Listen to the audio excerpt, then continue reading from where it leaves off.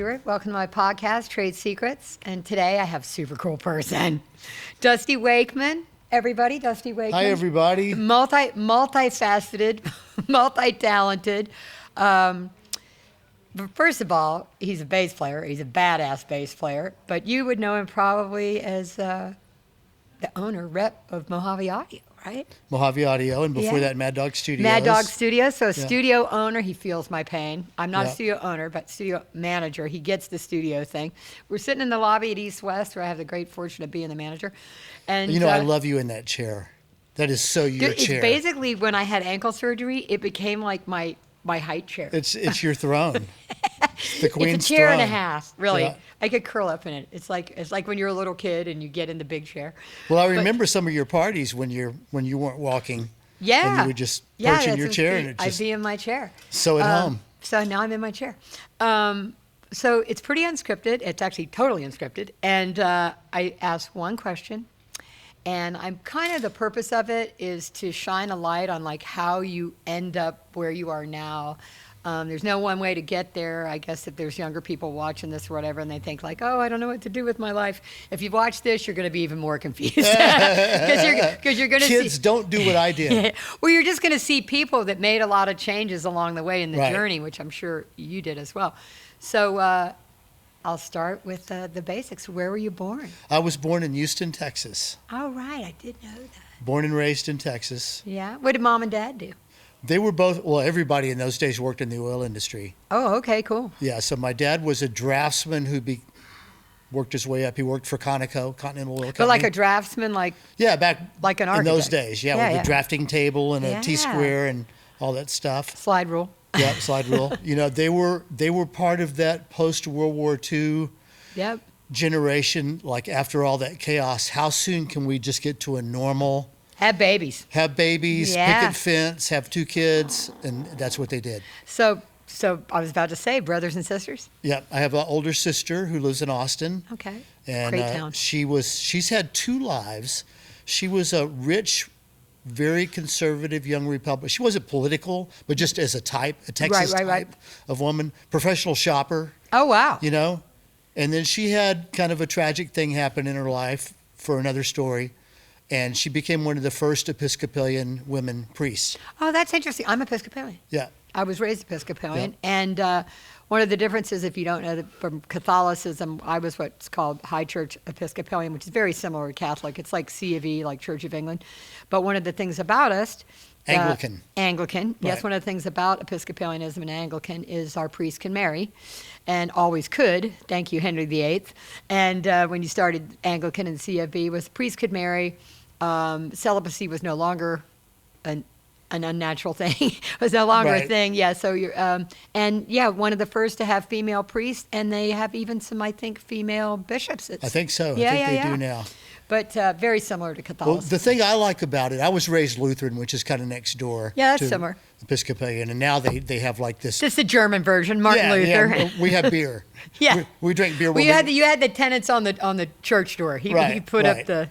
But you know, in order to become a Episcopalian priest, she had to go get a master's degree in theology. Very cool. And I grew up around a lot of people that, you know, the Baptist. ministers went to a 6-week Bible camp. And Yeah. got ordained. They didn't know a lot about It's it. a whole, you're from the South. Yeah, it's a whole yeah. different trip. Yeah. And my favorite quote of hers is that the Bible is meant to be studied, not to be read. Oh, I love that. Yeah. Love that. I got in 3rd grade. I didn't get in trouble because my parents weren't particularly religious, which is unusual. But I told my dad I had just finished reading like The Hobbit or something, and I told him that I thought that the Bible was a historical fantasy that had been contributed to by many people over eons. And he looked at me and he said, that's probably pretty accurate. Right. Yeah. But we were, I think faith is faith. I got faith in something, I don't know. Yeah. The universe provides. I think whatever. our monkey brains aren't really big enough to figure it out anyway, so you just got to have faith. Yeah, you just gotta have faith. I mean, why does shit happen the way it does? Who the fuck knows? Right. But I wanted so you got a sibling, a mom and dad, nice childhood. Very typical. Happy. 50s. Great. Middle Class. Whiter than white. Yeah, middle class class. when there was such a thing. We lived in a suburb of Houston. I went to nice Not a lot schools. of not a lot of African Americans in your None. Really? No, we lived in an area that had its own school district. It was Okay. kind of known for its school Okay. district, so it wasn't part of the Houston school Gotcha. district. And I don't know if there was any black Dude, people. you talk about maybe humidity. one Latino and one Asian. Dude, you talk about humidity. I have been in Houston in the summer. I'm from Charleston, South Carolina, which is fucking humid, and I'm telling you, Houston. Cockroaches. I'm Houston- still traumatized. Dude, they're big. I'm still traumatized. I know that's one of my reticences about moving back to the South is I'm scared of the big bugs. Oh, man. But I'll get over it. So, my high school was 70% black, Right. but I grew up on a sea island. I grew up on an island where the blacks had been there.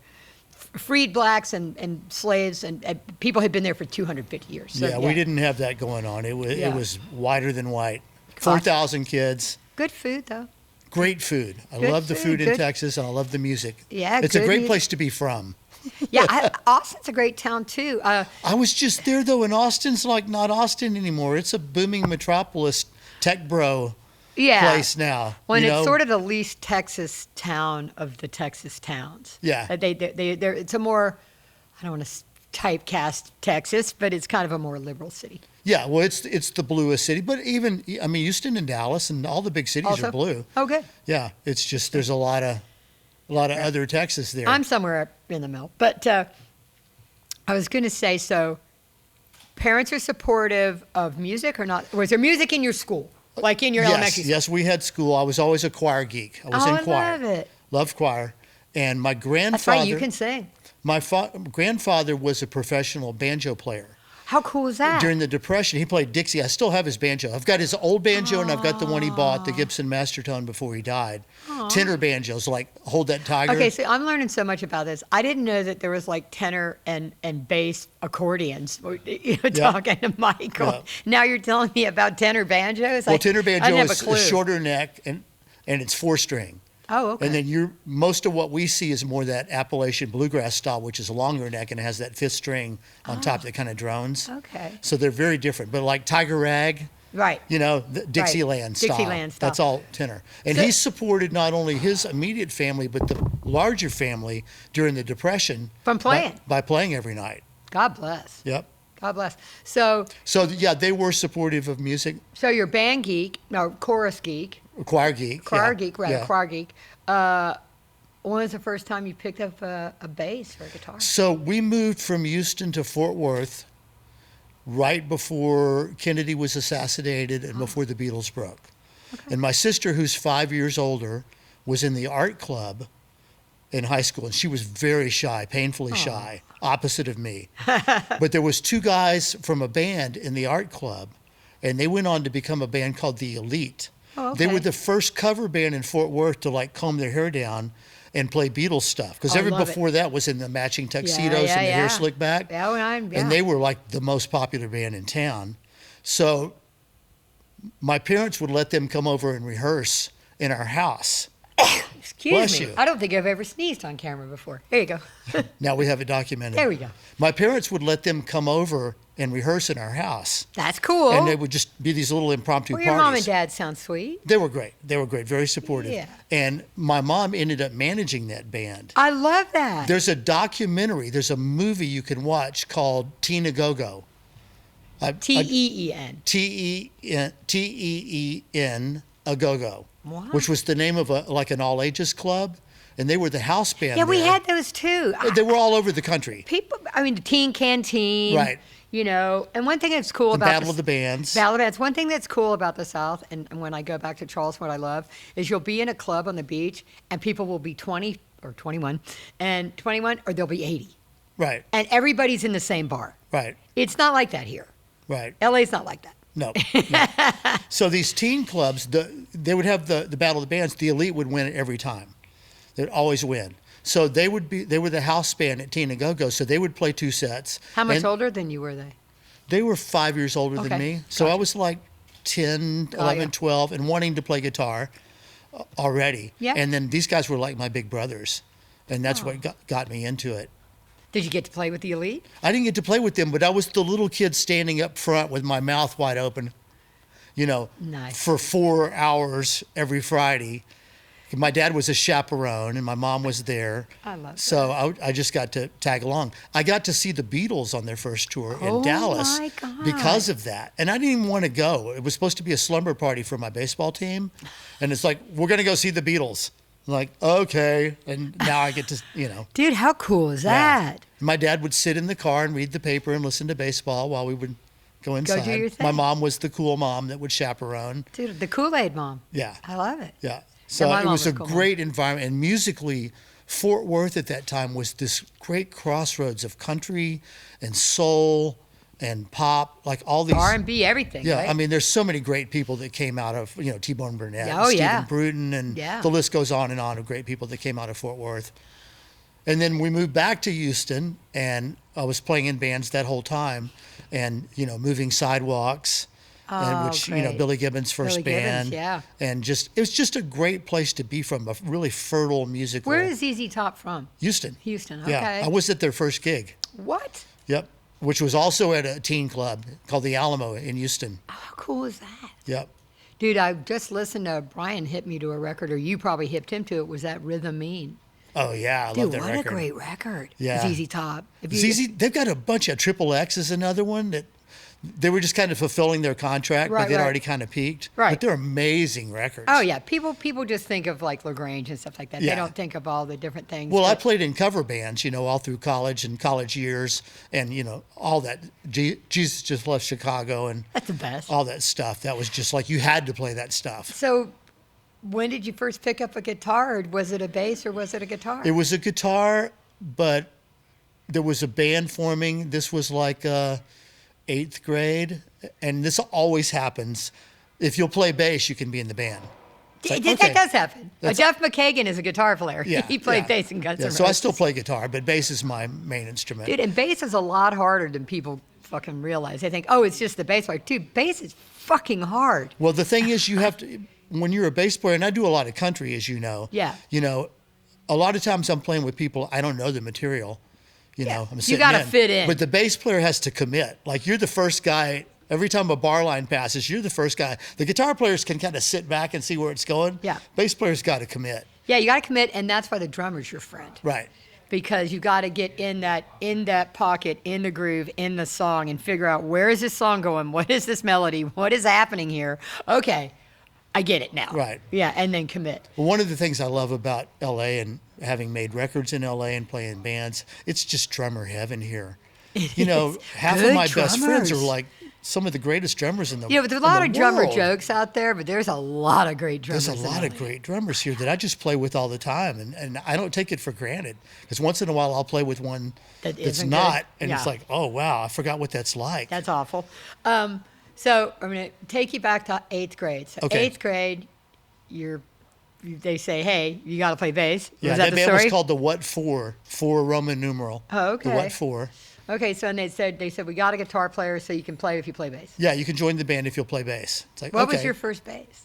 It was a Royal Artist, and back then Fort Worth was mellow enough that we lived in the suburbs, but we could take a bus downtown. Yeah. And it came from a pawn shop. It was one of the first like Japanese imports. Wow. It was like $99. What do you play now? Nothing but Fenders. Got to pretty do much. it. Got to do Yeah. it. Yeah. So the What For? The What For. The What For played around in the We alleys? played parties. We played some of my big sister's parties, which was pretty cool to play for Nice. like seniors in high Older school. kids, yeah. And be accepted. And Yeah. And we'd play at the swim club and at the school. Nice. That kind of nice. stuff. And then we moved back to Houston, and I got in a band called Felix Fly that was a really talented band all through high school. Wow. And some really talented people. I was Now, lucky. did you do? You were in high school, but did you do any sort of like local circuits? Did you do like any touring at all? We didn't tour then. We played victory dances Okay. after football games yep. at our school and the surrounding schools. We'd kind of like rotate this little circuit. And then What do you do if the team loses? we didn't care. Yeah, you play you still play the Yeah, gig. we so didn't care. Yeah. I wasn't a It's like, sports we got person either. we got a show to play. Yeah, We don't care. I wasn't. It was funny when we were similar in age, and when I was in high school, I was sort of like, there was all the different groups, like you had the jocks, and then you had like the stoners, and then I was kind of a nerd. I was a good student, but I was sort of a stoner nerd. And when I was in high school, it wasn't cool to go to prom. Right. Like I didn't go to prom. I didn't go to prom, but I played a lot of proms. Right. Yeah, exactly. But it wasn't cool to go to prom. Like I think as far as I got in prom was like the parking lot, getting stoned and drunk in the parking lot, waiting for everyone to get out of prom. Right. And go Right. party after somewhere. Yeah. No, I played a lot of them though. It was, Yeah. You know, But so Houston, what was the band? Felix Fly. Felix Fly. Right. And I'm still tight with those guys. We got together in 2011 for our high school 40th reunion. Wow. And played a show the night before. It was a benefit. Next year will be my 50th high school reunion. Yeah, I skipped the big 5-0. Not going to go. Or has it happened I haven't yet? been to any except my 20th, and that's almost a story worth telling. I'll tell you maybe off camera.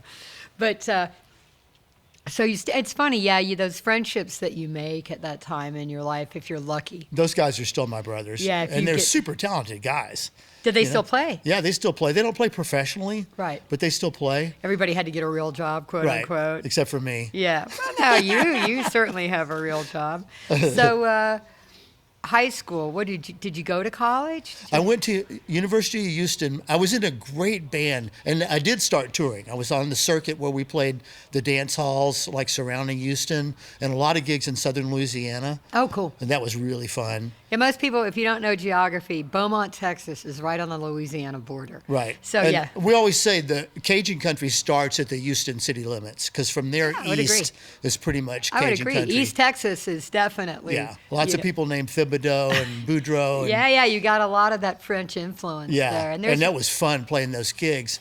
But I left that band to chase a redhead to Austin, and romantic. yeah, and then lived in Austin for a long time. Great town. Austin was good in the early '70s. It's great now. funny because I wasn't into country at all at that time. Interesting. But that's right when Willie moved back and when the whole Cosmic Cowboy thing happened. Oh, wow, So okay. I experienced it, even though I was still wearing velvet bell bottoms and Beetle boots and stuff. I never, people think South Carolina that it would be country. It wasn't the case. The music that I grew up with was beach music. It was like the Thames, the Temptations. It was all R&B. Right. It was all R&B, and the dance was called the shag. Right. I remember the shag. Which is a beach, being on the coast. I'll give South Carolina its propers. Being on the coast is rare to be. Right. Is all I'm going to say. Yeah, for us it was British Invasion, and 13, Yeah, me too. 13-4 elevators were huge for us. Interesting. And Fever Tree, bands like that. Bands like that. For me, for me at the College of Charleston, my sort of first, well, obviously the Allman Brothers. Allman Brothers, yes. Okay, Allman Brothers, and my Yes. brothers had a band, and they opened for the Allman Brothers. They had a band called Chariot. I was Which brother? Because I've met one of your brothers. both my brothers, Rick and Steve. They had a band together. Oh, okay. My two oldest brothers. Steve played bass. Rick Right. plays guitar Steve's still. the one I met. Yeah, Steve's awesome. They're amazing. Steve got me started in the studio business. But they opened for the Allman Brothers, and I was only 9 or 10, maybe I was 11, and I got to go. Oh, I was 10, and I got to go to the show, and I was backstage. Barry Oakley was alive, Dwayne was alive. They were smoking joints. I took a hit off a bottle of Ripple, and Oh, yeah. And my brother goes, "Man, she's only like 10." And Barry Oakley goes, "She seems like she's doing all right." Oh, that's great. He's so sweet. That's So awesome. sweet. But yeah, they were a good influence and a bad influence, my No, older I remember brothers. seeing, because ZZ Top, they were so smart. They would promote their own shows, their manager. Oh, yeah. And then they would headline. Oh, yeah. Right? But I saw them, it was Allman Brothers and ZZ Top. And Right. as much as I adore ZZ Top, it was hard for them to follow the Allman Oh, Brothers. dude. 3 guys after Dude, that. dude, when we were little, we were hip, and bands coming out of Macon. We were coastal kids. We were snobs. We Right. thought like inland Georgia was like redneck. We didn't care about that. But the Almond Joys, which was their first band, Right. the Allman Brothers, we were hip to them. And similar to you, like the all ages clubs, County Hall, Battle of the Bands, stuff like that. And that's where I first, heard and once I got to college, high school, was the Dixie Dregs. Right. And then that became more like country, or as I around more country stuff. Right. Right. I didn't like country.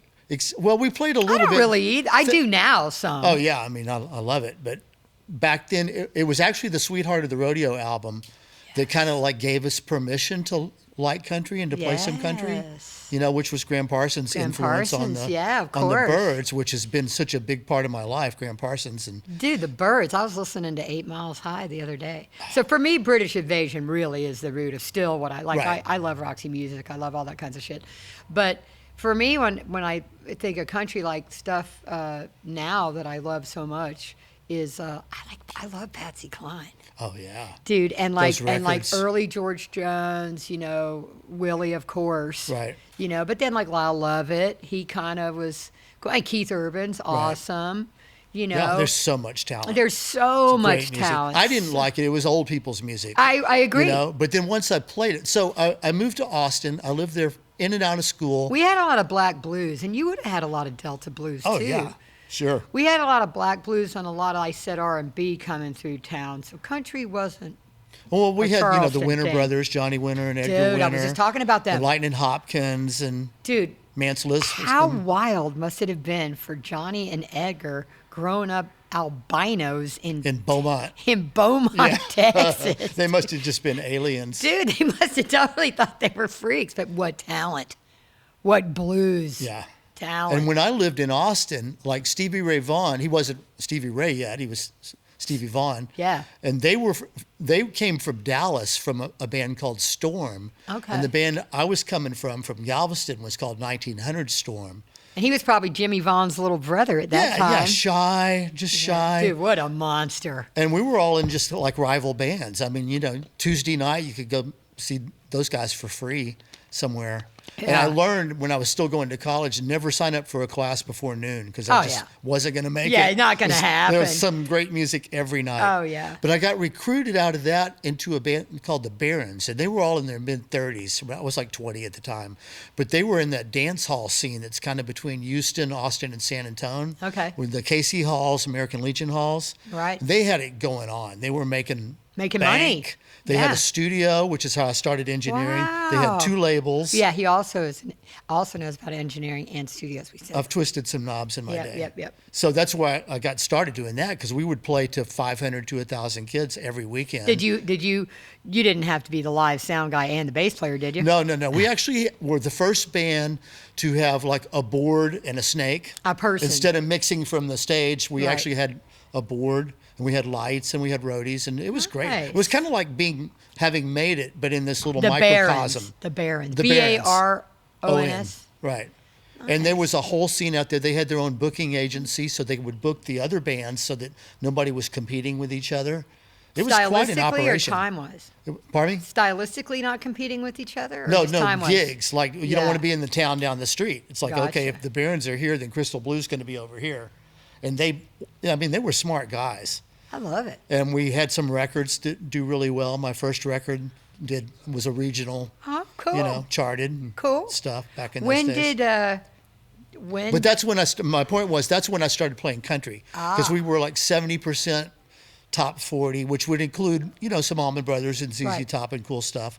But the other 30% was country. what kind of country though? Like, What did we play back then? Merle Haggard. oh, and, I love Merle Haggard. Just kind of whatever was popular at the time. I think Iggy Pop. But we played it Said he at loved just Merle the Haggard. same energy as we played the rock stuff, and that's Yeah. when I started. It's like, oh, you can play this with the It same could be up-tempo feeling. Yeah, and country. you could play it loud and hard. Yeah, right. You like, could rock like out. Buck Owens and the Buckaroos. I mean, they Right. played hard. You could rock out. Yeah, I mean, they played at the Fillmore. Yeah, right. Yeah. So Perfect. that's kind of when I really started loving country music. Oh, I love that.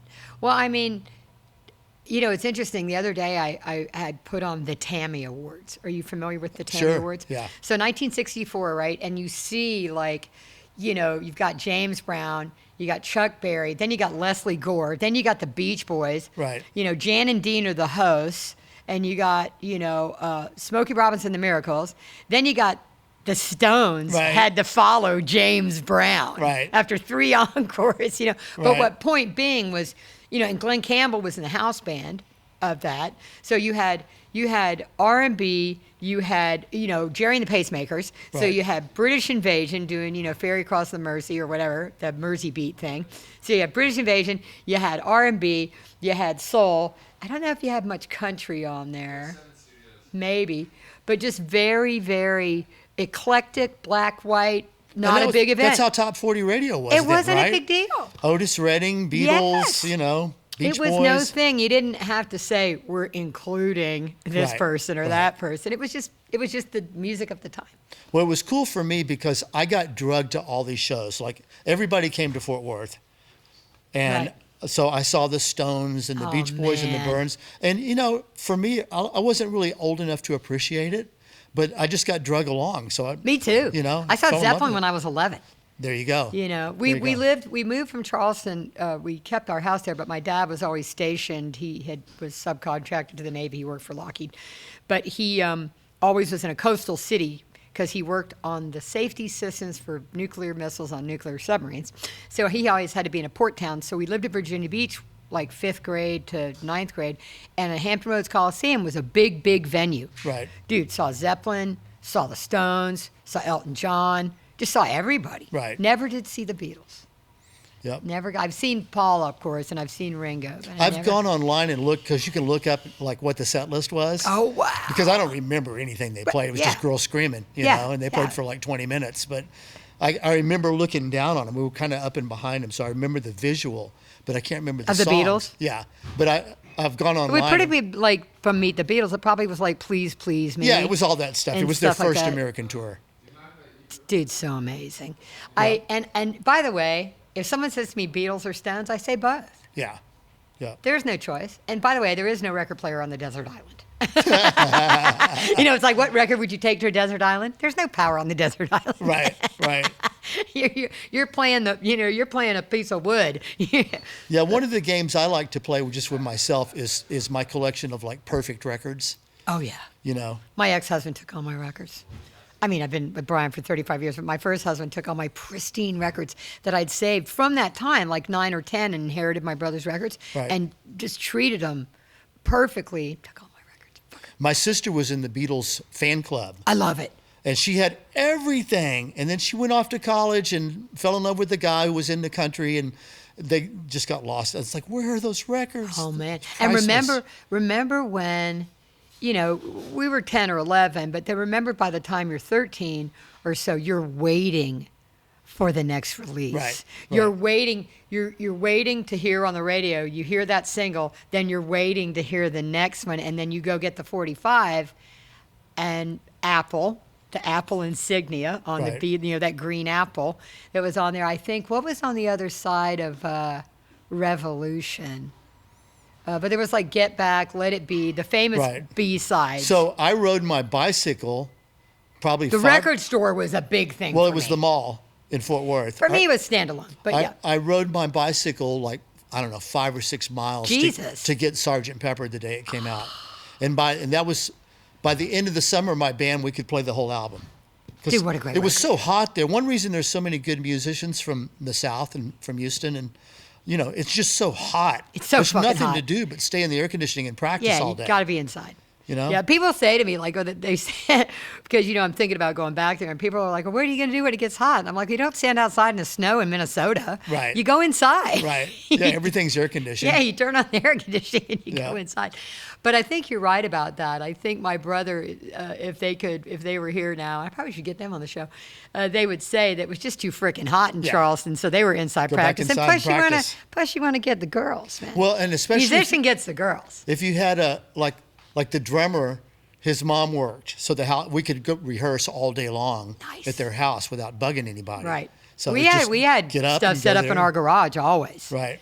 And my dad was cool. He was an electrical genius, so he would kind of build some amps, Right. and they did. Oh wow. Yeah. He built some of their amps, and they would tour, like they would do like the naval bases and stuff Right. like that when they were younger. Yep. Like he'd drive them around. They had a trailer, Right. that you pull behind the station wagon with Yep. all the stuff in it. But you could play. We were talking about the all ages clubs and stuff like that. You could always play the military bases when you were Played younger. many of them in Yep. Texas. Yep. Lots of them. Good audience. Good audience. Yeah, Good money. nice people, good money. Yep. And how you learn your chops. Yep.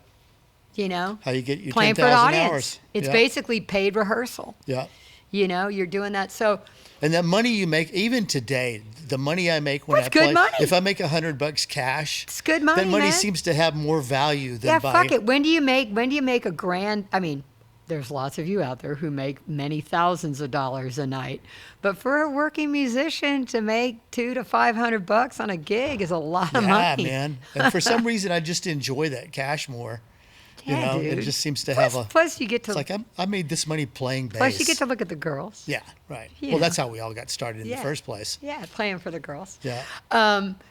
So, so college. Did I say college? What did we talk about? Yeah, we talked about college. I was in and out. The Barons was college. I wanted to. Is it The Barons were. I left college for the Barons. Okay, Because gotcha. that was like a real gig, like Right, gotcha. real money, and like Gotcha. that was kind of a step up. Okay. But college, I loved college. I went to UT. I did well, but I never could decide on a major because I Same. wanted to be a recording engineer. Same. And you couldn't study that back then. Yeah. It didn't exist. I know. And you couldn't even play electric bass. Why? It just It wasn't. we don't, Oh. we do this, It but wasn't we don't do this. offered. Right. And I was so far behind. I tried to study upright, but I was just so far behind. It was like there was no I no bet catching you could up. play upright. I can play upright, but not, I'm an upright owner. Yeah, could play what a beautiful country. instrument. Yeah, dude. it's Just a great physical instrument. as a physical thing. But in high school, it was either choir or orchestra. And the choir teacher loved me, and the orchestra teacher hated me and my rock band.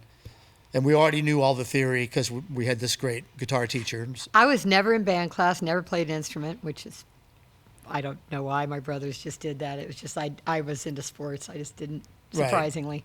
I was a nerd, I didn't do that. But I look back now, and my parents were so supportive. Your parents were supportive. Yep. One of the key things that I find when I'm interviewing people for this, some parents weren't supportive, but most people's parents were supportive of them getting into music, of them, now it's like your parents, well, how are you going to make music? How are you going to make money? How are you going to survive? Right. And there was some of that. Well, when I joined the Barons, my parents were like, yeah, the music thing's great, but get your degree. Yep, valid. And I wish I would have. Yeah, But I never graduated either. I never graduated, although I did go back to school later on. We'll talk to that when we get there. But Yeah. with the Barons, I was making good money. You have And the they would- bluest eyes, by they would the come way. to my I got to shows tell you and this. You got see- the most beautiful blue eyes. Gorgeous blue thank you. eyes. Go ahead. Thank you. It's Anyway, the sorry. lighting. I got distracted. When they could come see me playing in front of 500 or 1,000 kids, Then they were impressed. They were like, okay, maybe there's something to this. And then my record started getting played on the top 40 and they were station. proud, I'm sure. Yeah, then they were like, we went and bought 5 copies. Oh, I love it. Then from then on, they were always so supportive. Oh, I love it. I love it. Yeah, I think it's fair to say that any parent just wants their kid to be happy and wants them to be able to eat. Right. Yeah. Not too many. My mom it was always about the B plan in my Right. house. I was always, and I'm like, what B plan? Right. Something to fall back on. You know Right. what I mean? I'm like, my God, my big butt. We're gonna fall back on. But I could never pick a major either. I was a linguistics major, then I was a geology major, then I became a psych major, which turned out to be the perfect thing to run a recording studio. Yeah. Being a psych major. Yeah. Useful skills. Useful skills. Yeah. So after the Barons, So I met a guy who I'm still close friends with, a great musician, a guy named Jack Price, and he used to come out and train our roadies how to mix. Oh. He was from Houston, and he was a great guitar player. Cool. He was in a band called Buzzbone, and Buzzbone was with the drummer and keyboard player from the Moving Sidewalks. Oh, okay. Right, so they were kind of hot shit Houston Right. guys. What had happened, Moving Sidewalks were doing good, but then Tom, the keyboard player, got drafted and went to Vietnam. Oh, yeah. And then Billy formed ZZ Top, and right. the rest is history. Yeah. But they had How this. did they get out of the draft? Maybe the lottery was around and they didn't get picked. That's how I got out. Was a high lottery number. But I was kind of at the tail end. Right. I was young enough that they were still. I was the last year of the draft, but Right. they weren't taking as many people. My 'cause- my brother Rick, my oldest brother, actually got drafted, and on the way to a gig, actually got in a car accident and broke his back. He's fine now. He still Right. plays guitar and everything. But that summer, I think he'd actually already gotten. I could be wrong, but I think he'd actually already gotten drafted. right. But then had this accident, and that Right. was that. Right. But, a blessing in disguise. Yeah. Don't break your back, but a blessing in disguise. Yeah, My I was father, in college. They took away the college deferment, but I got a high lottery They number. took so away it was- the deferment. My father had been in World War II. I think maybe even survived Normandy, and he was not about Vietnam. He was not about my brothers going to Vietnam. Yeah. He did not. My parents either. He did not believe in that war. Yeah. He was different generation. He was Yeah. like, no, that's, my boys aren't going to go there. And it all worked out. Everybody evaded it. Yeah. Or not evaded it. Didn't So- have to go. Right. So I got drafted by Buzzbone when they were like, I was playing out in the halls liked how you making did all that this there, money and drafted. stuff. You see how I tied that together? But they were kind of a hot shit Houston band. Buzzbone. And they'd been out to L.A. and lived out here, and we're looking for a record deal. They came back, their bass player left, they drafted Is that me. how you came to L.A.? Yeah. Was with Buzzbone? Yeah. The first time I came here, I arrived in the middle of the night, and we went up to Malibu and recorded at Indigo Ranch. Do you I know remember exactly. Indigo Ranch? Yeah. I was like, I think I belong in L.A. Yeah, I'm living the dream. Yeah. It was like, avocado trees and this chalet. Now, did the Moody Blues do stuff It was there? Mike Pender Oh. owned it. It was originally John Barrymore's estate. Mike Pender was the keyboard player for the Moody Blues. And He's if you the know the Mellotron song, guy. Go Now, that early Moody Blues, Dan Pender, his son, interned for me in this building Oh, when it cool. was cello. And he now is, of course, he works with Peter Jackman and lots of famous composers out of remote control. Hello, Dan Pender. Shout out to Dan Pender, Cool. son of Michael Pender. Cool. When he applied for the job, I said, are you related to Michael Pender? And he said, he's my dad. Oh, that's awesome. Yeah, so John Barrymore awesome. had that place, and then it was Stetson from Stetson Hats. And then Mike Pender bought it. Stetson, oh, okay. And it evolved into a studio, and then Right. it became Indigo Ranch and lasted a long time. Yeah. They had Somebody- one of 2 or 3 Angus consoles, Right, which the were Angus. which were Dean Jensen Right. consoles. And Jensen I think there was only 2 or Transformers, 3 If you're wondering about Jensen. amazing sounding Yeah, consoles. Yeah. They had those little graphic EQs like the APIs have, You're one. I talk to a lot of engineers and producers, and we talk about the fact of the evolution of going from like flying by the seat of their pants, Tom Dowd, Bill Putnam, early pioneers, Les Paul, going from broadcast and modifying broadcast gear to recording gear. Right. And Dean Jensen early on, I mean, what a freaking His Transformers are still the his best. Transformers are the best. Yeah. What an electronics genius. So I can imagine the Angus was probably a very cool console. Yeah, yeah. I got to take you over and show you the Les Paul thing. That's happening. Anyway, sorry, I digress. But Indigo Ranch, you're like, I've made it. It was I've like- arrived. Well, that was my view of LA. Like my whole Oh, yeah, view it's of all LA was Malibu. Malibu and Santa Monica. I don't think we ever even got it. I think we took one trip into Hollywood and Right. made a loop, but it was like Went to you the could- Troubadour. It was beautiful. You could see Catalina Island, Oh, and yeah. it was just like Still is. it's like- Even after the fire, still one of the most beautiful places is yeah, Malibu. it was like paradise. So we recorded there, and then went back to Texas, and then came back out and did a showcase at the Starwood, Starwood. and stayed at the it was the Holiday Inn at the time, the one right around the corner on Yep. Highland. Yep. And it's just like, come on, this is where I Hollywood. belong. This is where I belong. Yeah. So, So I went back. The band, we didn't get signed, but went back, and the band kind of dissolved. But I was working in a music store, and it's like, I need to move to LA. So I sent out resumes to all these companies, and I got a call from Don Griffin at West LA Music saying, hey, Nice. come out and interview. oh, I love him. I didn't know you ever worked for Yep. Don. So I moved out here. I had a job. I came out, interviewed, got the job, went back, packed up all my shit, moved out, and I worked at West LA Music for 3 years. Ended up managing the place, and that was kind of like my path into And pro right by the audio. Village over there was the original location, Yep. right? Yep. So one night, What street is that? Is that Santa Monica it's Boulevard? Santa Monica Boulevard. Oh, okay. Right, and Village is right around the corner. On I was Butler. too intimidated to go to the Village, even though I'd worked as an engineer, but Oh, rumors came out of there, and so probably. well, they built Studio D while I was at West LA Music. Wow. They built it for Fleetwood Mac. It was Yep. booked for the first year for that Ken album. Calais. Big But- shout out to Ken. So when Reagan got elected, they kind of emptied out like the VA hospital that's down the street. No, I'm aware. It's like, okay, you guys have to go No, I'm sleep on the aware. streets now. Yeah, unfortunately, they're still out there. Their Yeah. kids are out there. So they used to, these guys would wander in West LA Music at like closing time. And you could tell they didn't belong there. They were just like, what's this? Lost, yeah. And it's like, we're closing down now, sir. You know, Yeah. Time to lock the doors. Oh, God. And one night this guy came in and he was driving me nuts. What's that? What's that? And he looked like a homeless guy. Oh, wow. And another guy was in the back and said, Dusty, come here. It's like, what? And he says, you know who that is? I'm like, no, it's Jordy Hormel. He The owns owner the of the Village. Village. And I was like, What else would you like to see? Yeah, And Air he the just- Hormel lunch meat for a Right. family. This is before Jeff took it over. Yeah. And he just said, "Okay, I'll take all of those." It was just like God bless him. every pedal, every box. He's just God like, I'll just bless take all every of them. hobbyist who ever opened a studio and supported what we do. God bless you, Yep. is all I'm going to say. Yep. So, were you still gigging while you were doing that? Were Oh you- yeah. Yeah? There was a club out in Calabasas called the Sundance Saloon. Okay. Legendary place. What's that place that we always went to on Sunday The afternoon? Cantina, Sagebrush Cantina. Sagebrush Okay, Cantina. it was across the street and down a In little ways. Old Town Calabasas, Right. which is like an old cowboy town. This was a Pony Express or A Pony real Express stop. legit Pony Yeah, Express. and it was called the Sundance Saloon. You know those bell things that you see on the metal thing? Right. That was That's the for route. real, right. Yeah, the Pony Express. Whoops, my mic is It's drooping. I know It's my age. She's you know. dropping. No, it's fine.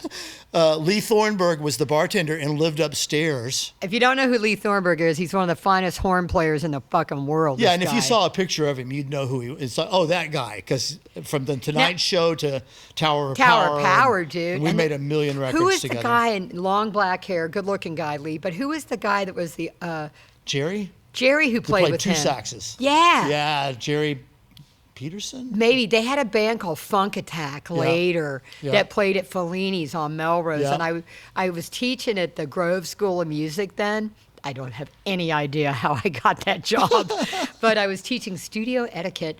And for the students to pass my class, I made them go see Funk Attack, and they had to write like a little Oh, cool. essay That's great. on what they thought of Funk Attack and these incredible session players that were gigging, Yeah. that were playing out. Well, Lee was the bartender and lived upstairs. So I played there every Thursday night with a band called Navasota, which became King Cotton. Oh, I love But King Kong. Navasota was a Houston band. What does Navasota mean? It's an Indian. It's a town. Oh, it's a town. Yeah, it's a Native Indian. American name, but it's a Yeah. name of a town kind of north of Houston a little bit. Oh, wow. And that's where King was from. Oh, wow. Before he was king, when he was still Dickie. King Cotton. Yeah.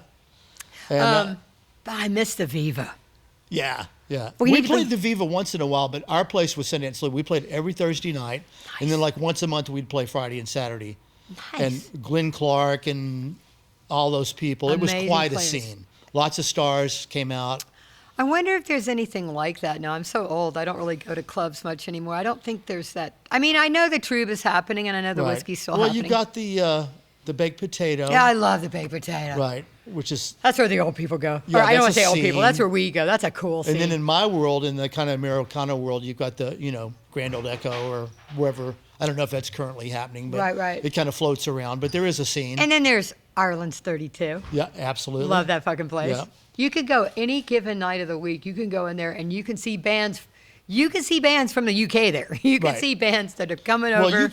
you and Brian came out. That's where we did Sin City All Stars So fun. for 7 years, once a month for 7 years. Dude, great. It was great called venue. Sweethearts of the Rodeo was the Right, name of the night. Sweethearts And of the the band was And then Molly Malone's, Molly Malone's, yeah. which we love. Yeah. So I'll backtrack a little bit. So you're out here. You've moved out. Where did you live when you first moved out? West LA.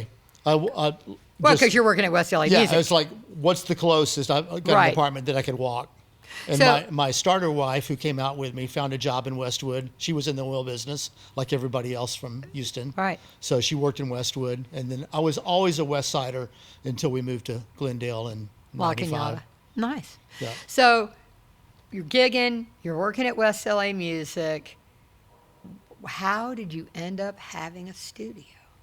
So I was Or what was the transition? okay. So I was really lucky because late 70s, I'd already worked as an engineer with the Barons, right? Right.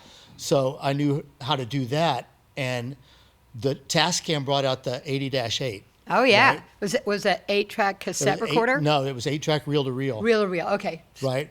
And that was at the very beginning of home recording. Right. The 40-4. Well, first they made a consumer model called the 3340. Okay. That was a TIAC. Right. And then Tascam was their pro division. Right. And they had the 40-4 and the 80-8. And then Fostex made one too later. Later on, right? Yeah. And I was the only person there that knew about that stuff. So rock stars would be like, "Wow, I can instead of spending all my money at the studio, I can buy this stuff." And at least do my demos. Well, in their minds, there was a period where like I can make my albums at home and keep all this money. So they Don't do that. I was selling. I was the top Tascam salesman like 2 years in a row. I love it. Because they would walk in and it's like, oh, well, you got to talk to Dusty. It's like I was the only one that knew Understood it, yeah. how to hook it up, and they would pay me to come over and plug the shit in. Nice. What they didn't realize is it takes more than a recorder and a board. You know, you need like $100,000 worth of stands and cables and headphones and One good ears. acoustics and some stuff like, you know, the reason the studios exist, right? Yeah. So Thanks for I saying don't know that. how many people, well, I became a studio owner after that. But so I had a client named Mark Avnet, who was a great guy. I know him. Avnet Incorporated. I know His him. family owned BIC turntables and Dude, Gilder I know Mark guitars. Avnet. Great guy, super smart, super talented. We became friends. Yeah. And I sold him, another guy sold him like a complete home studio. Wow. Although he actually knew how to use it. Yeah. So I kind of got to a crossroads where I was burned out on retail. It was either like go to work for Yamaha or Fender Right. or go back to the creative world. And he's like, I'm going to build a studio in Venice. You want to do it with me? Nice. And I just kind of cavalierly said, yeah, what the heck? I quit my job and we started Mad Dog in 1980. Wow. And so when I first met you, I started at where it's Glenwood Place now, the old Kendon, and Right. you had Mad Dog. Right. And I think I might have met you because I saw your ads in Music Connection. Right. The greatest ads. Right, which I bought from your husband. Yeah, I know.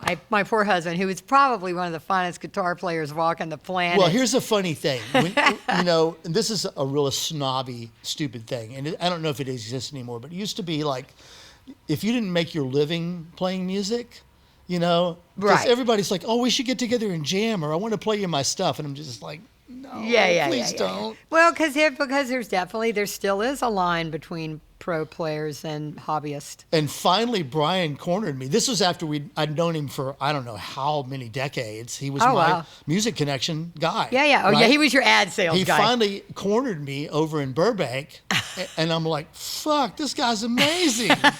Yay! You know, because he's so talented. Yeah, he's so talented. And poor thing, I made him get a real job. I probably kept one of the greatest guitar players. Yeah, but he had a I've good seen. run, and he still plays great. Oh, I mean, no, I'm he's honored happy. that I get to play on his stuff. It's He's stoked that you play. love and, playing on his stuff. And they get to record here because I run the well, studio. that's the thing. It's like, you want to come spend a Sunday afternoon at East West? It's like, yeah. Yeah. So Mad Dog, yeah. So we're going to talk about that Mad Dog. So Mad Dog was in Venice and very successful. And when I remember when I was a young manager at Take One in Red Zone, there was a lot of cross pollination of studios. I don't want to say B level because it's certainly pro studio, Right. but they were the overdub rooms like Take One and Red Zone and Rumbo and Mad Dog. I mean, big enough to track him for sure. Right. But We did a lot of low budget records. but a then lot you of punk still had the records. elite. Then you still had the elite studios, which were Capitol and where we're sitting now, Well, which the is other Ocean thing Way. that happened back then that doesn't even exist anymore was publishing demos. Absolutely. People would get a publishing deal and come Yeah. in for a week and cut 30 songs. I know and- we still do that. Yeah. They call them writing camps. Oh, now. okay, right, Yeah. right. But But you're there was a right. lot of that back then. and that was good money, and that was Yeah. a good And jingles. jingles. We Lots did of so. jingles. I never do commercials anymore. Yeah. Because that is something people do at home. People, they would do it, they'd book one day. And Yeah. they'd come in 12 hours, they would leave with a finished But as an jingle. engineer and as a session player, you want to learn how to get tight and you want to learn how fast. to toe the line. They're really, really fast Yeah. jingles. Yeah. You got to knock it out That like was that. great. Great Great training. training. I loved it. You know, and so yeah, we were all sort of concurrent, like Red Zone, Take One, Mad Dog, and then how come you moved Mad Dog to Burbank, or when did that happen? That happened in 95. We'd been in Venice since 1980. Wow, And I it- didn't you know know- you'd been around that long. Yeah. It was small. We didn't have a parking lot. And the other thing that happened in Venice is crack cocaine got invented. Yeah. So the vibe just kind of went from hippie Yeah. bohemian to like, To like is it safe to go skeevy, outside? yeah.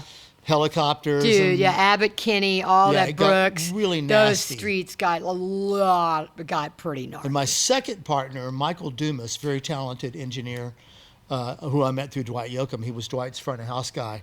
And after Mark left, Michael was my partner. They got pregnant, and it's like, we got to get out of Venice. You know. Yeah, you don't want So to- they yeah. moved to Burbank, and then Michael and I were just like, we wanted a bigger place. And you had all that gear. We had all that gear. We had our first Neve and our Studer that we bought from Yeah. Keith Olson. Yes. And, good you night. Like know, great producer, great engineer. We just kind of outgrown the place, And that's why I worked at Capitol so much, because I hooked up with Pete Anderson, and all our big budget records we did at Capitol. So Studio B and Studio C, they were my second homes. Shout And out to dear I was friend Paula Salvatore. yeah, Paula. I was so fortunate to get to live that era of budgets and big studios. Yeah. Like when you're in it, it's like, this is going to kill me. Can I get a day off? Yeah. But looking back, it's like, oh, fuck, that was great. People talk to me now, and I'm constantly hearing people whining about budgets, and I don't think, I'm not elitist personally. I'll let anybody come that can come, and I'll work within a person's budget as best as I can. I'm not finding being crushed by low budgets. Well, I'm not finding that. My theory I think on it's that new is- A&R people, and they don't cling to the old rates. That's my other theory. And also, the studios in LA kind of reached an equilibrium. Yeah. Like there's so many of them went away. There was Yeah. remember the studio guide that would come out every year? Yeah, the There studio was- menu. Yeah, there was over 200 24-track plus studios in LA. Yep. And now a lot of those rooms still exist, but they're just all private. Yeah. Yeah, like Sound Castles, Pulse. So many things studios like like that. Mad Dog in Burbank, it's still studios. Oh, yeah, so let's go back to how did, so you moved to Burbank. Okay, so we wanted to move, and then Sue and I were His ready most to beautiful wife and thank you. the queen. My soulmate. Oh, God, gorgeous. We moved from West LA to Glendale, and I lived in Glendale, too. yeah, it was great. Me and Brian lived on the corner of Adams and Elk. We lived in Adams Hill. Oh, you lived up the hill. Julian Raymond lived I up lived there. one street below Julian. Oh, my God. Julian Raymond's a musician, A&R guy, Hollywood Producer. Records producer, and now works for a big machine in Nashville. And I still do a lot of sessions with Julian. I got to play with Glenn Campbell thanks to Julian. Oh, We did a Glenn Campbell tribute in Nashville. very And cool. he brought him What out. a sweetie and- pie. Yeah. Dude, we were living in Glendale at the same time, I think, because I lived there with my ex-husband. I moved to Glendale in probably 88 or 89, and then I lived in Glendale on that corner with the kids from System of a Down. Chavo and Serge, they're all the Armenian kids that are in System of a Down. They lived right in that neighborhood Right. by the Glendale Galleria. Right. And they had a big earthquake, and I think it was I could be wrong, maybe like 96 92 or or 94? Oh, maybe it was 94. That was the big one. Well, we That had a was the big one Northridge. here, but Oh, they okay. had a huge one in Armenia. Oh, Like a yeah, yeah. You're huge right. one. And I gave like $200 to one of their moms or something. And then when they came here, when this was cello, they're like, "You're the lady from the Yellow House." Oh, wow. That's awesome. Because they were like 12. Yeah. Anyway, we lived there crazy. 95 to 2005. Then we moved up to La Cañada. We moved to Los Feliz in probably 95. I lived in Glendale from 89 to like 95, and then we moved. I worked at Sound Castle, but we moved to Los Feliz. Brian and I moved to Los Right. Feliz. So we were both living Burbank very and close. Glendale.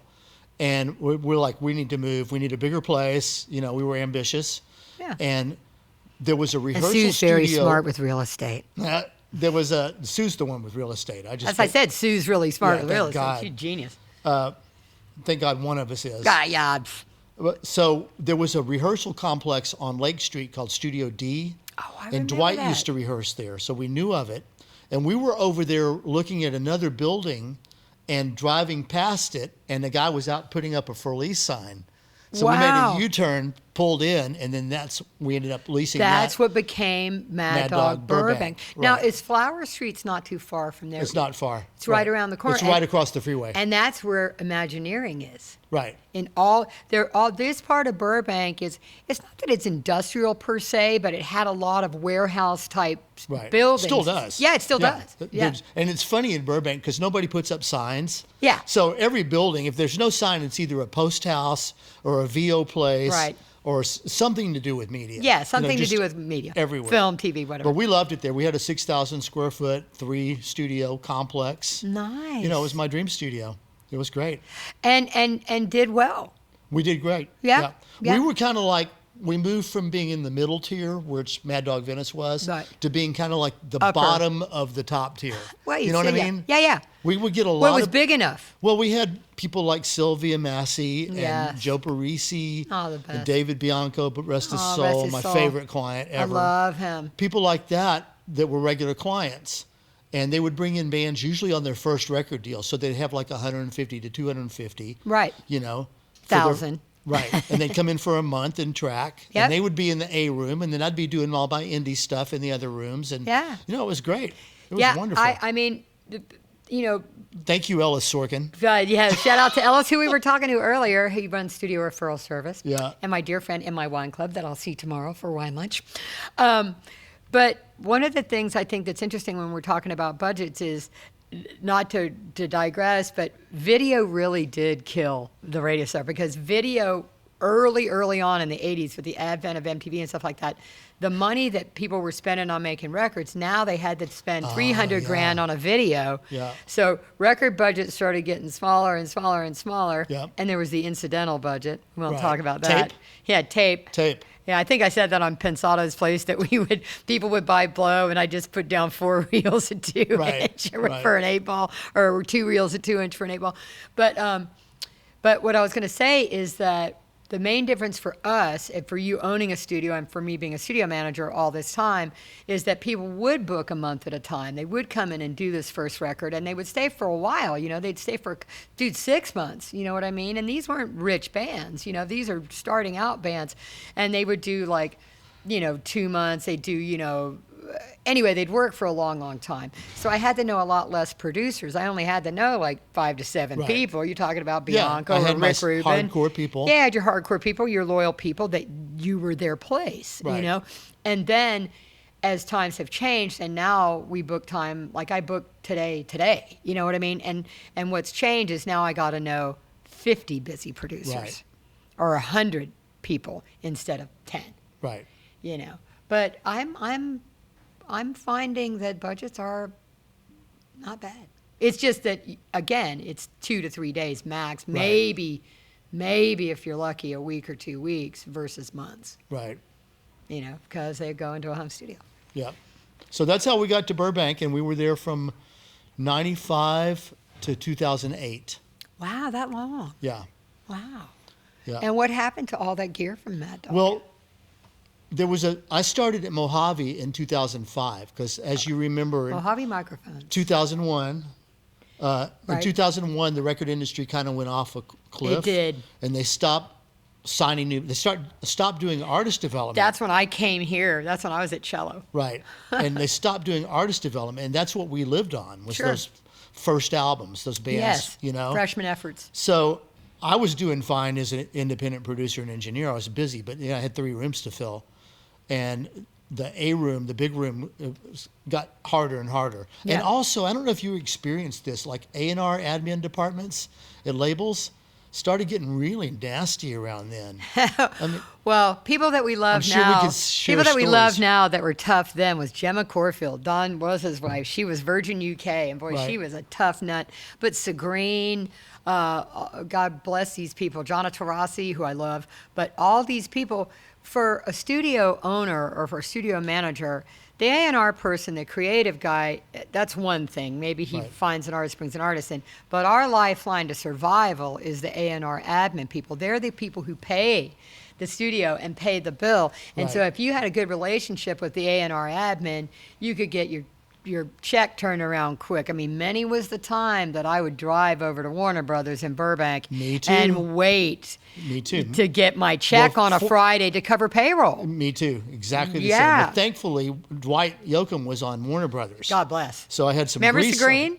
Sorry? Segreen was main No, I can't admin. remember Luella her. Drite was a Well, capital. I don't even want to mention her name because I think I helped get her fired. Oh, okay. But our lady who I had a great relationship with, and then in the 2000s, it was click, and it got longer and I longer. think they were just what we didn't. Well, they were under pressure. Yeah, from above. those departments got smaller and smaller.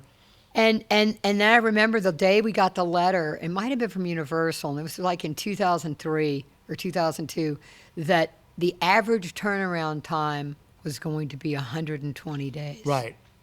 And then I hear horror stories. And we had no choice. I Yeah. still wait 6 months sometimes to get paid. I hear horror stories now of people saying that they didn't get paid, and then they say, well, we've closed that account. Right. That budget's been shut down. Yeah, that budget's been shut down. So what does that even mean? Sorry. Yeah, what does or that they even offer mean? you 50 cents on the dollar. Yeah, what does it I'm even like, mean? thank God I'm well, not doing that we anymore. have quite a few artists, and you know these people. I'm not going to mention this person, but he might have written a famous song called Iris. My friend John Resnick, who I fucking love, but he was on Warner, and it took him forever to get paid out on that stuff. And artists ended up having to sue or threaten to sue right. to get their royalty when the labels are banks, and they always have been. People at the labels, I love you, we need you, thank God for you. But essentially banks that charge very high interest to artists. They're investment banks. They're investment banks, so why would they pay out quickly? Right. They're making interest on the money as it sits there, and that's still the case. Yeah.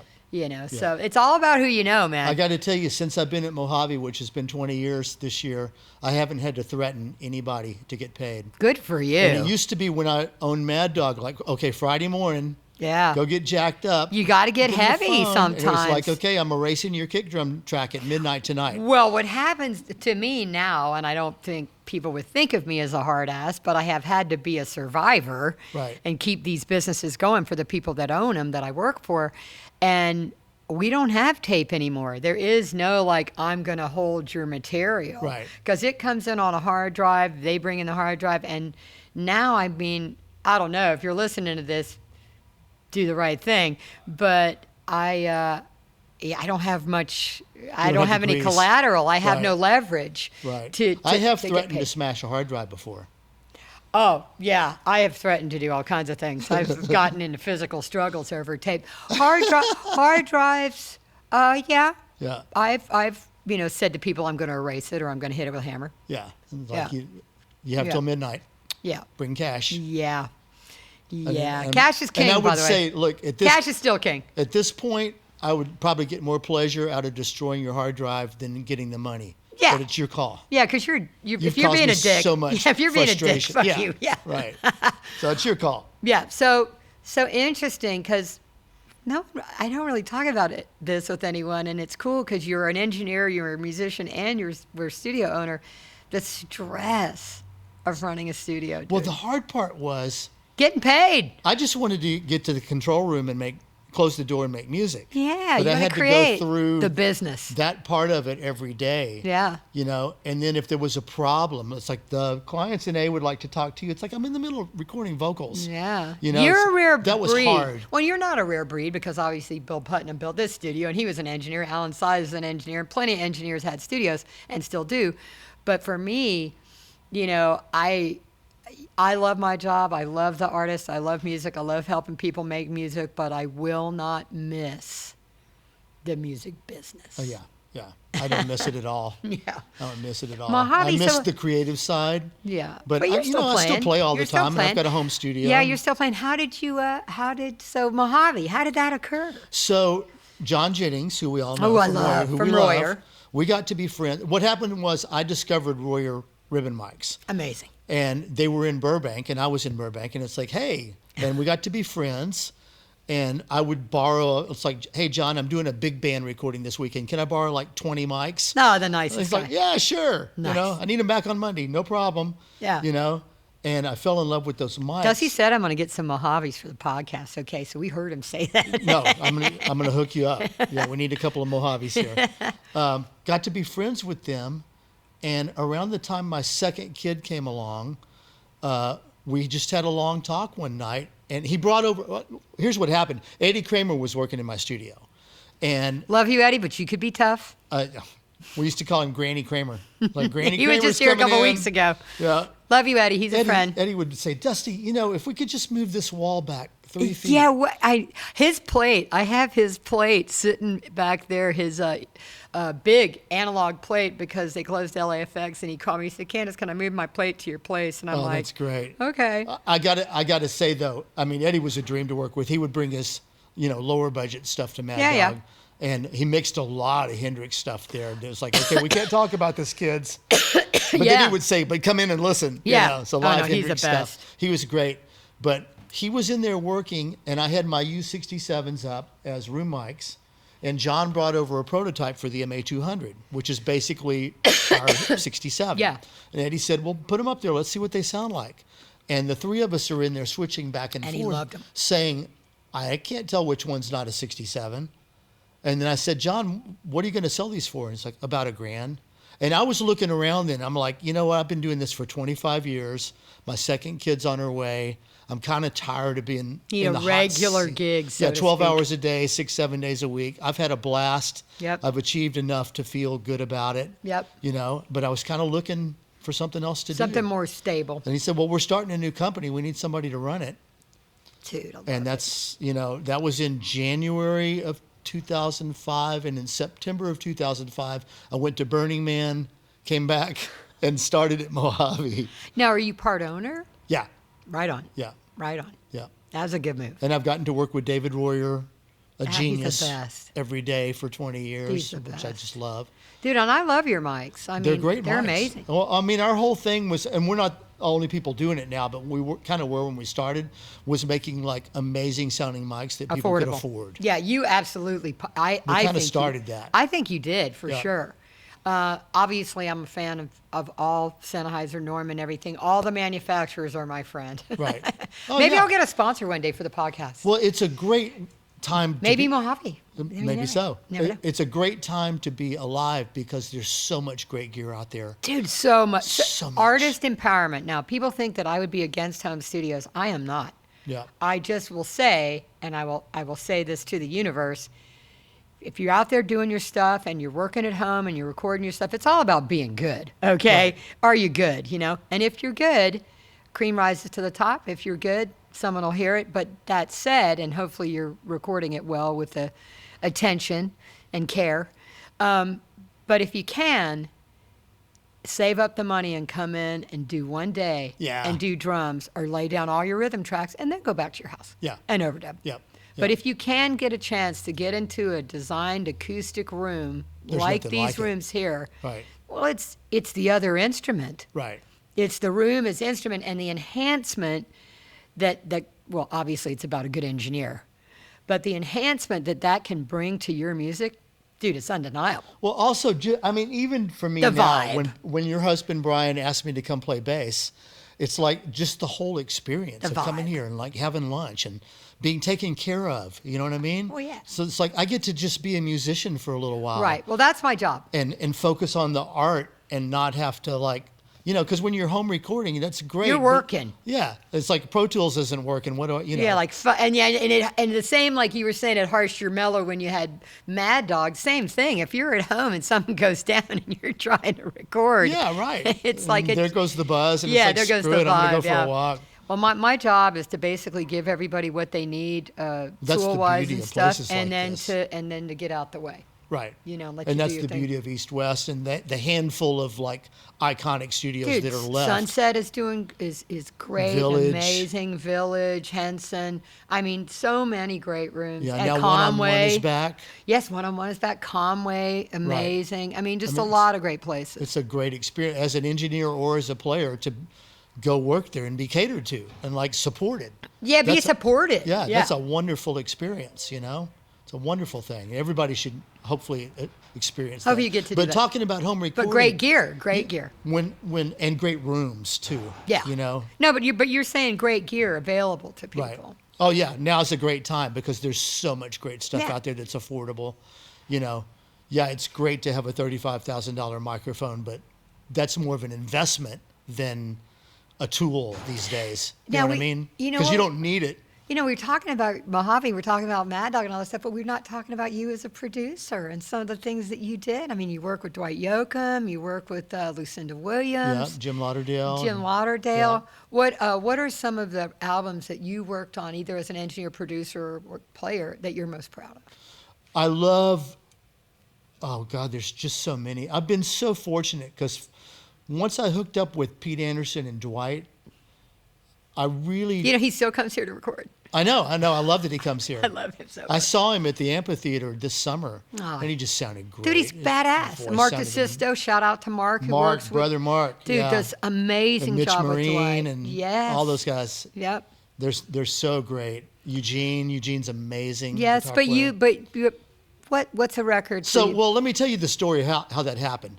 Okay. So we were, for a period of time, Monday through Friday, we worked for Enigma Records. Oh, Remember okay. Enigma? Oh, yeah. Those guys, Wes and those Yeah. guys, Ron Gowdy. Yeah. So they were in El Segundo. We were kind of like the neighborhood studio. And so Monday through Friday, a lot of punk records. I got to work with Stryper Oh, wow. and Channel 3 and TSOL and all these cool bands would come in. Dude, I love Bad Religion. We just, whatever they brought in, that's what we would work on Monday through Friday. And then there was that whole Brett Gurwitz thing, but that was more Silver Lake. Epitaph. Right, That was more right. Silver Lake. That was a centric, little but- more punk. But Venice and where you were doing there. Right. So we did some punk and some Orange County stuff. And so Ron Gowdy, who was their staff producer, said, hey, we're going to make a compilation album of the cowpunk scene. Love it. Right?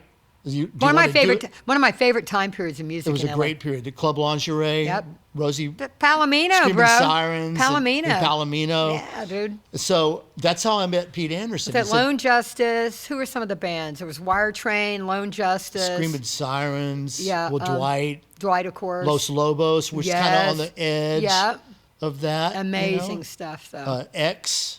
I Yeah. mean, they were punk rock, but they've always had a country had a country thing. edge for sure. The Knitters. Yeah. And the Blasters. The Blasters. It was just a great, great time Yeah, musically. It's a very cool time. So Enigma decided to do this album. It was called A Town South of Bakersfield. And it's an iconic album. I mean, people still refer to like before that album and after that album. Okay. And we did 2 volumes of it. Oh, wow. And that's how I met Pete Anderson. Pete was playing with Dwight and painting houses. He came into Mad Dog to meet me, and he's wearing his painter whites, and said, yeah, we can make a record here. I was like, great. I So love he this showed guy. up, and that just changed my life, because I engineered that record and met all those people from that scene. And that's how I met Rosie Flores and Albert Lee and Yeah. all these great people. Oh, great But players. Dwight was getting signed, and this was back in like the looking for love era of country. Uh-huh. Like nobody was playing it hard. Yeah. And they wanted him to go to Nashville, and in Nashville you couldn't turn up. It's like, nope, everything's set. Yep. And they're like, we want to make Well, a we're to rock rock out, record. yeah. So I remember Dwight coming over, and Pete and Dwight standing there looking at my tape machine and watching the needles slam. It's like, we want that. Yeah, we went in the red zone. So they won the battle. It's like, no, we want to record it in L.A. and do it our way. And they won that battle. And Pete's like, you want to go for a ride? Nice. And Pete got hot, and then we ended up making, God, I don't know how many albums together. I Not love only it. Dwight, but all the bands. And through Pete, I met Lucinda, I met Jim Lauderdale. And those 2 records, the 2 Lucinda records and the 2 Jim albums that I produced or co-produced are Nice. 2 of my favorites. There you go. But, I've got so much unreleased stuff that I love. Yeah. People have never heard. It's just great. Dude, can we please try to get my husband to play out live? He won't play out live. He just wants to record. I know. I mean, which is cool. Well, playing out live's a hassle. I mean, I still That's what do he it. I said. love You're not it. supposed to say that. But Yeah. yeah, it's a huge hassle, but that's what he says. And I'm like, Brian, just do an acoustic thing. I want people And to he's so hear good him. acoustic. I want people to hear it. Yeah, he's so good. Yeah, but he acoustic. won't do it. Yeah. Won't do- I guess if you're going to come see Brian play, you have to come sit in on a session. Right, right. Or come to an East-West party. Well, yeah, come to East West Park. If you can get an invitation. Very exclusive. If you're, well, not really.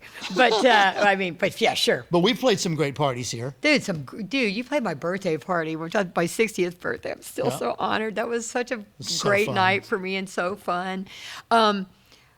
But What? yeah, so we had a great 15-year run as a Yeah. producer-engineer team, and then I kind of got, as you do, Yeah. into producing myself, and Yeah. that's how I got to work with Rosie and Jim, and I got to work with Buck Owens and Roy Orbison Dude, and Roy all these Orbison.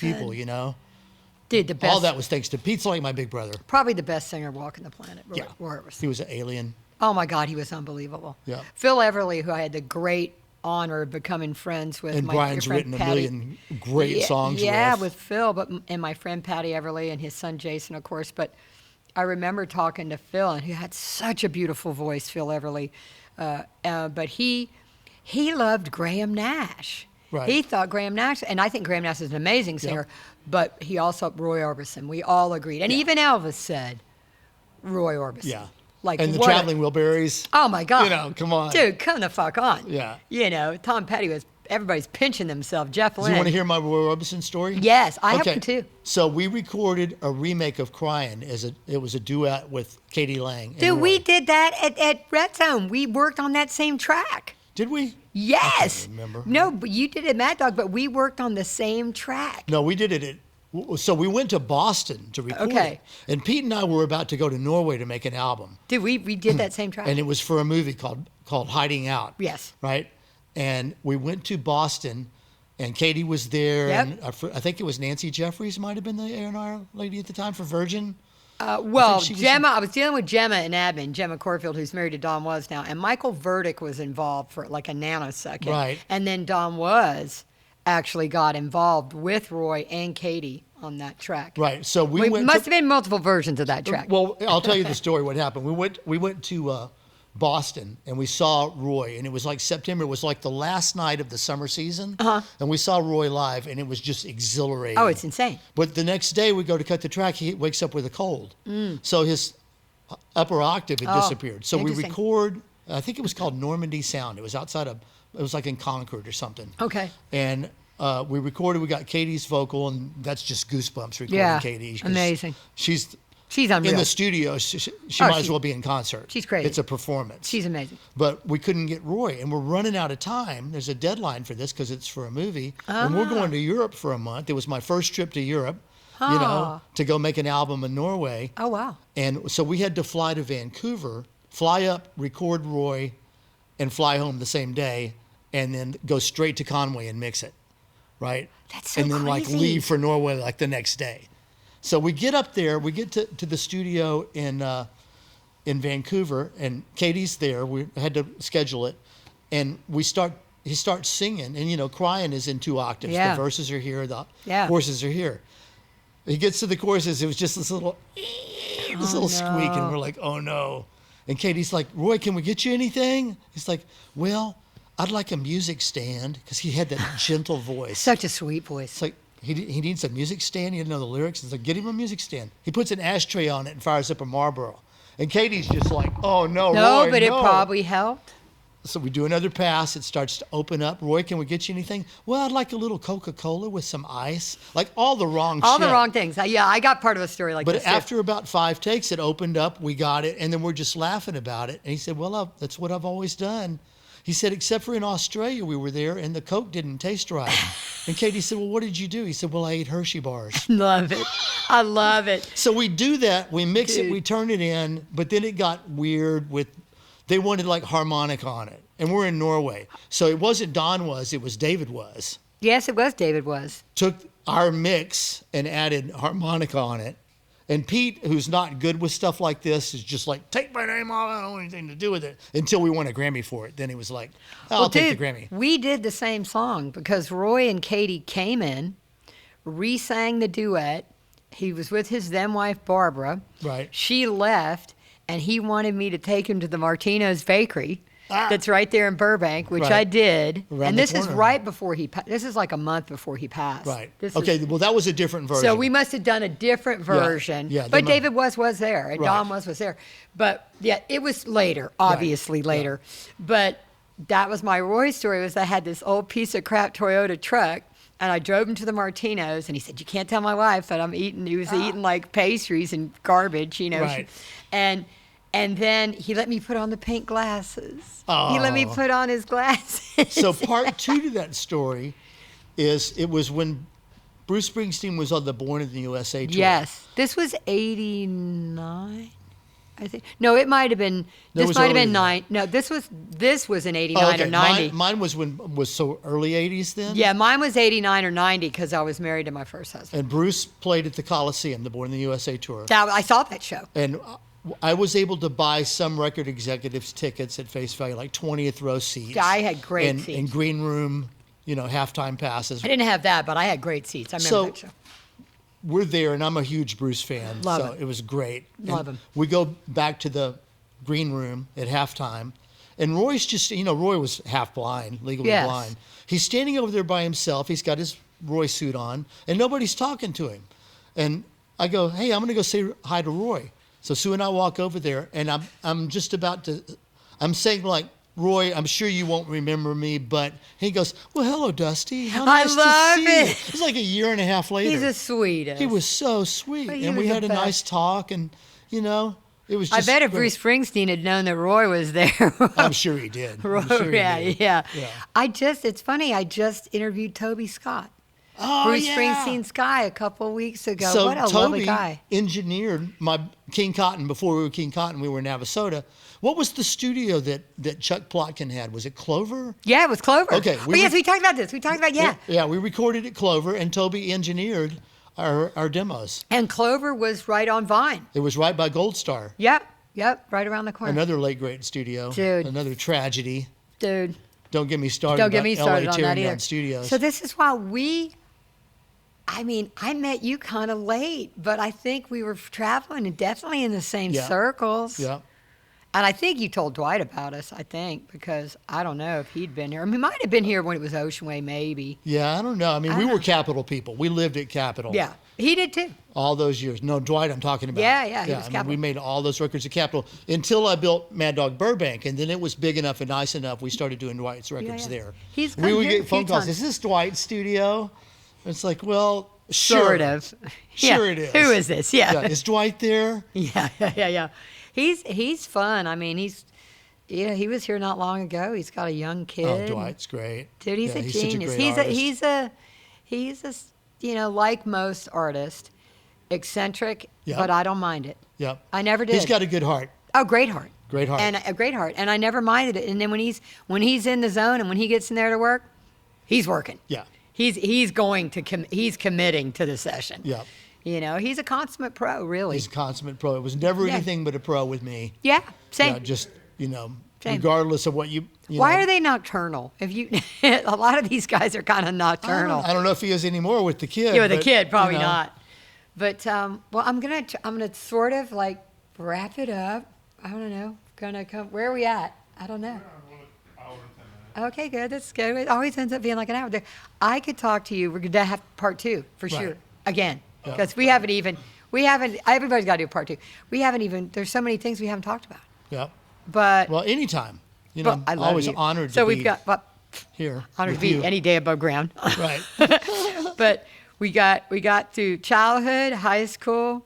We got to both versions of Mad Dog. We got to Royer, and by the way, Mojave. And by the way, Mojave is one of the finest microphones you can buy. And again, he's right, affordable. You know, incredible mics. You know, the M300s. They really are. They're They amazing. really are. What's the other one? The 1000. The 1000. I covet the 1000. Well, you know, I don't even know if you know this, but I have an AB, when we were beta testing that, I have it up against your 251. Really? Yeah.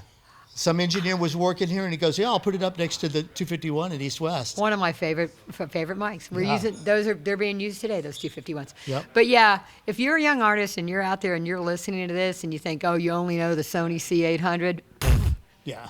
I mean, it's okay. Yeah.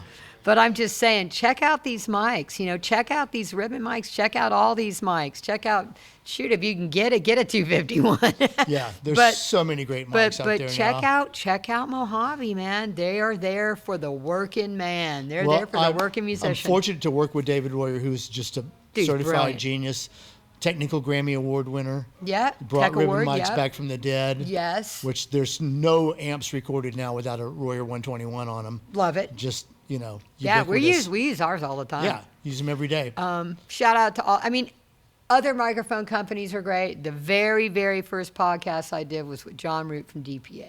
He was my guinea pig. So shout out to John They Root make and great DPA. mics. There's so many, and we're all friends. We all Yeah, support we all each love other. each other. Yeah, It's we an all love abundant each other. universe. It's a love fest. Yeah. But Dusty, I just want to thank you so much, and you have such an interesting story, and we definitely got to do part two. I'm available anytime. And by the way, Dusty is for hire. Dusty can produce, he can play bass. So, you know, if you always wonder, these people are for hire. If you can't find them, reach out to me, love and I'll to hook work. you. We love to create. Yeah, everybody loves to create. So if you can't find them, reach out to me, and I will hook you up.